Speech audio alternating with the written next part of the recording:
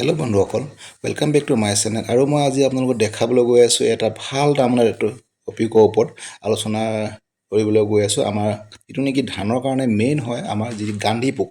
আৰু গান্ধী পোকৰ কাৰণে মই আপোনালোকক দেখাবলৈ গৈ আছোঁ গান্ধী পোকৰ পৰা কেনেদৰে আমি নিৰাময় কেনেদৰে পাওঁ বা প্ৰতিকাৰ কৰিব লাগে, গোটেইখিনি মই দেখাবলৈ গৈ আছোঁ। আপোনালোকে চাব, গান্ধী পোকৰ মেইন লক্ষণকেইটা হৈছে ধানৰ যি নেকি গুৰি অংশবোৰত তাৰমানে কলা দাগ কিছুমান দেখা যায়। তেতিয়া গম পাব গান্ধী পোকে অকণমান আক্ৰমণ কৰিছে বুলি।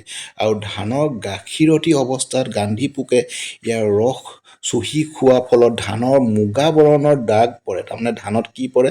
মুগা বৰণৰ দাগ পৰে। আৰু তাৰমানে ধানটো চালে আমি কি কওঁ, বস্তুটো পতান তাৰমানে হয়। তাৰমানে ধানত গুটিটো নাথাকে। তাৰমানে ভিতৰত কি হয়, ভিতৰত যিখিনি নেকি বগা অৱস্থাত থাকে, তাৰমানে লিকুইড টাইপ এটা থাকে ধানটো হোৱাৰ আগত, সেইটো কি কয় সিহঁতে তাৰ শুংডাল ভৰাই, শুং বুলি কওঁ যিডাল নেকি, শুংডাল ভৰাই পেলাই তেওঁলোকে কি কয়, দংশন কৰি পেলাই তাৰ এইটো চুপি পেলাই খাই দিয়ে। তাৰমানে তেতিয়া কি হয়, ধানৰ তাৰমানে গাখীৰতী অৱস্থাতে ৰস চুই খোৱাৰ কাৰণে ধানৰ মুগা বৰণৰ দাগ তাৰমানে পৰে। ধানত তাৰমানে মুগা বৰণ দাগ দিয়ে। কেলৈ দাগ দিয়ে? বস্তুটো ভৰাই দিছে শুংডাল। সেইটো কাৰণে আমি তাৰমানে দেখিলে গম পাব লাগিব। ধানৰ গুৰিবোৰত যেতিয়া এনেকৈ ব্লেক কিছুমান স্পট থাকি যাব, তেতিয়া গম পাব আপোনালোকে গান্ধী পোকৰ কাৰণে হৈছে। বা ধানৰ যিবিলাক নেকি অকণমান আপোনালোকে ব্ৰাউন মুগা টাইপৰ তাৰমানে স্পট দেখি পাব, সেইবিলাক আপোনালোকে দেখিলে গম পাব ধানত যে গান্ধী পোকে আক্ৰমণ কৰিছে তাৰমানে। আৰু এই পোকৰ গাৰ পৰা ওলোৱা দুৰ্গন্ধভাৱে ইয়াক সহজে চিনাক্ত কৰিব পাৰি। আৰু পথাৰত গ'লে কি হ'ব, এটা তাৰমানে এটা স্মেল আহিব, তাৰমানে অলপ দুৰ্গন্ধ আহিব। তেতিয়া আপোনালোকে গম পাব যে ইয়াত গান্ধী পোকৰ আক্ৰমণ ঘটিছে, বা এই পোকৰ এটা তাৰমানে স্মেল এটা থাকি যায় তাৰমানে। সেইটো কাৰণে আৰু আগতীয়াকৈ ধান খেতিত তাৰমানে যিবিলাক ধান তাৰমানে আগতীয়াকৈ হয়, মেইনলি অলপ তাৰমানে বাকী ধানতকৈ অলপ আগতীয়াকৈ ওলায়, তেনে ধানত তাৰমানে সচৰাচৰ বেছিকৈ হোৱা দেখা যায়। আৰু এই পোকে বেছি আক্ৰমণ কৰে।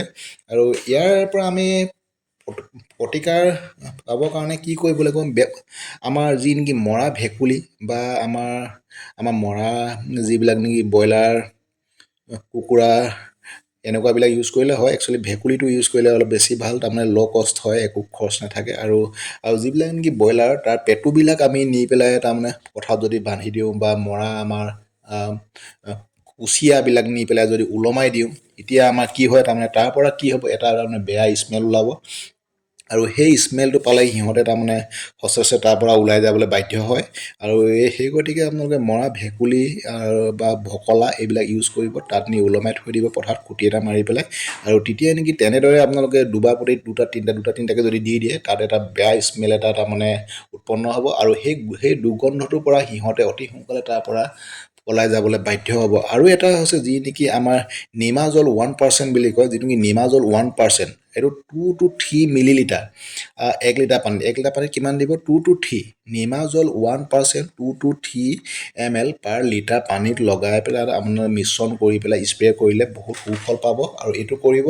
আৰু এতিয়া আপোনালোকে আগতীয়াকৈ কৰিব, খালি যেনে খাই শেষ হোৱাৰ পিছত কৰিনো কি লাভ, আগতীয়াকৈ কৰিব। যেতিয়া নেকি অলপ গম পাব বা অলপ স্পটবিলাক দেখা যাব ধানত, তেতিয়া আপোনালোকে ষ্টাৰ্ট কৰিব, তেতিয়া আপোনালোকে সুফল পাব।